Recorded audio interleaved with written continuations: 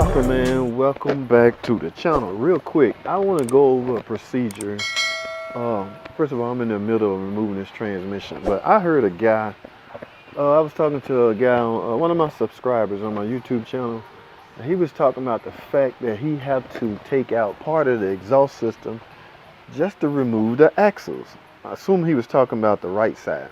Okay, so like I said, I was in the process of removing this, and I decided to stop and show my buddy how you do not, in fact, have to remove any of the exhaust system to remove the axles. All right, now I already got the left side axle out. Okay, you know about the strut bolts, and I even go so far as to remove the brake line just so I won't have to remove the calipers. All right, so you just bend it a little bit and put it back in place so you won't put any kind of pressure on this. Now, but I realized this and I stopped right there. Okay, I was in the process of moving this out, and it dawned on me. It came to me that I remember him asking about me. So here it is now. I'm gonna show you how you do not have to remove any of the axles. Now, I started this process on this side, but like I say, I stopped. All right, so I have the axle halfway out. Of course, you know about the big nut and the strut bolts. And what I'm gonna need you to do, let me grab my my quick drill. Now, you can't be one of those guys that's Mr. Perfect, do everything Mr. Perfect right, or you're not gonna make any money in this industry. Okay, you will have to bend a few things, but you're not gonna damage anything. That's the whole point. Okay, so do not panic, man. It's okay. All right, so what I tend to do, like I say, I'm trying to avoid taking the caliper off. I don't want to disturb the brakes. So to do that, just simply take a brake line off right here at the hold down screw. All right, let's get this out the way. And it's gonna fall down a little bit, but like I say, it's okay, guys. All right, so you have this much room, this much leeway. You have this much leeway to deal with, so you can drop the brake caliper down a little bit. See, you're not gonna damage anything. That's not a lot of tension, but do it quickly. Okay, so get your axle out and then go from there. So what I'm gonna do now is set the camera down and show you how to get this out without removing the axle. All right, stay tuned. Don't go nowhere, man. I'm gonna be right back. All right, guys, I'm back. Thanks for staying with me. Thanks for hanging around. Okay, listen, man.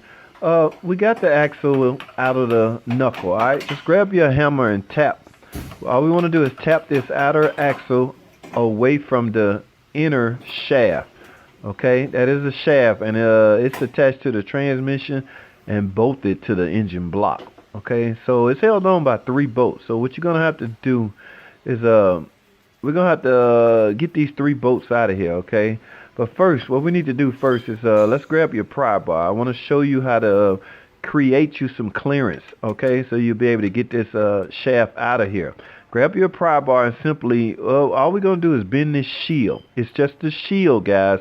It's not going to hurt anything. We just want to bend it out the way so we can create some space so we can get this shaft out of here. We do not want to remove any parts of the exhaust system, okay? That's all you're doing. Just bend the shaft. You can bend it back in place when you're done, okay? Now, grab your 16mm socket and extension and your air ratchet. What we want to do is take these 3 bolts off. Okay, we got to get them unbolted away from the block. Now let me move the camera and get you a better view. Here we are right here. Like I say, there's only 3 bolts holding this shaft onto the block. Okay, just simply get those off, and from there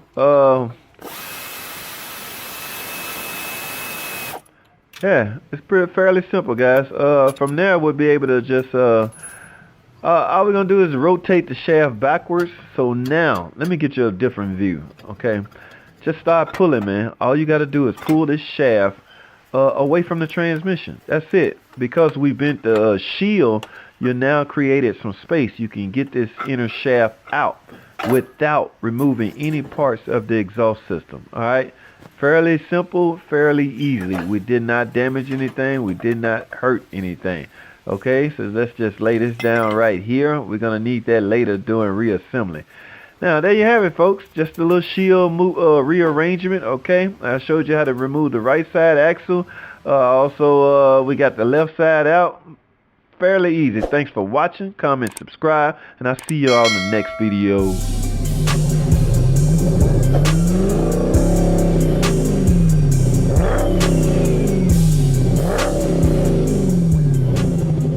Alrighty guys, so y'all know y'all be asking me some questions that sometimes I just simply don't want to answer, and this is one of them. I get asked this all the time.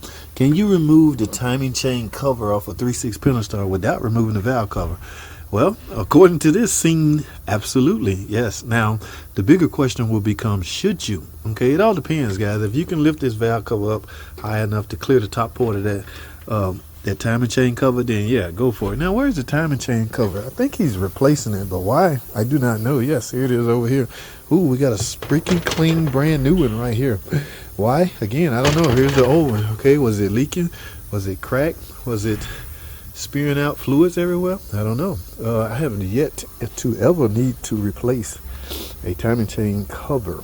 All right, but my buddy on the other end of the shop doing just that. I have no idea why, guys. Don't ask me. When you come here tomorrow, I'll find out and I'll let y'all know. All right, for now, stay tuned. Alrighty, guys. So y'all remember the last video I uploaded? We was talking about my man over here replacing the cover and a water pump, and I couldn't, for the life of me, fathom why he replacing the cover. Cover has no responsibility other than covering the timing chain setup, right, and sealing that portion of it. So why on earth do these go bad? How would they go bad? Okay, they can form a leak, but there's gaskets in between there to protect it from leaking. Now, but I found out after doing some investigation, that customer tried to do his own water pump, okay, and he screwed up. Here's where he screwed up. Okay, he where is it? Right here. Y'all see that? Yeah, that is, he broke a bolt off in there, guys. And this is at the bottom, so this would have been a tight fit trying to drill and tap that out. We didn't bother with it. Okay, he screwed this up, and I'm simply gonna pay. So he had to pay. He had to buy another cover. He really had no problem with it because he felt bad. He tried to do his own water pump and didn't finish the job. So he like, y'all fix it for me, just fix it. But that's what's wrong with this cover. See, this is the Chrysler Town and Country 2015 model. Now y'all recognize that? Yes, guys, that is the new OEM Mopar transmission I put in about 60,000 miles ago. When I did that, I spoke with this customer and tried to inform her how to make this transmission last forever. So look what we're doing, guys. Look what we got here. That's right, service. It is 60,000 miles later. You're supposed to service this transmission every 60,000 miles. I got new ATF plus 4 Mopar. All this stuff is Mopar, guys. I got the RTV. We don't use a pan gasket. We use RTV on this, and of course the filter. Now I got 5-6 quarts of this. All right. Now also she had a. I told her, y'all see those cooler lines? Leaks starting to form. Okay, they wasn't leaking when I replaced the transmission 60,000 miles ago. They are, however, leaking now. Look what I got here. Mopar cooler line, guys. So yes, we want to make this transmission last the remaining life of this van. So what we have to do? That's right, guys. We have to service it. Let's get it.